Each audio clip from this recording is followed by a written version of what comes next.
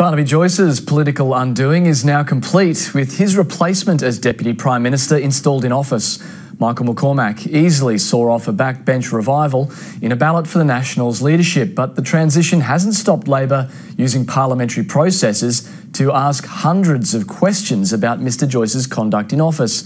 National Affairs correspondent Greg Jennett has more. I will be faithful. With faith. Truly, so help me God. And with family. A very different Deputy Prime Ministership began.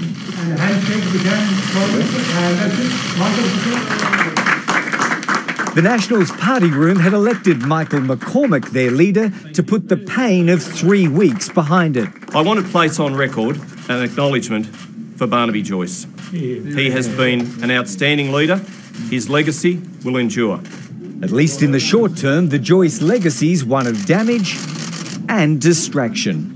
And thank the member for New England for his service as Deputy Prime Minister. And for the first time since he entered the House, Barnaby Joyce is banished to the backbench, though his choice description of his Prime Minister has taken on a life of its own. To hide the inept deal the Prime Minister struck, is this Conservative government so inept that... I refer to the Prime Minister's inept failure to... The government's inept delay. It's emerged that in the midst of his falling out with Barnaby Joyce, the Prime Minister had asked his public service chief to investigate his conduct. There were constant claims that the member for New England had been in breach of the Statement of Ministerial Standards. The investigation would have looked at Vicky Campion's employment and other possible breaches, but with Mr Joyce's resignation on Friday, the public service inquiry was abruptly scrapped.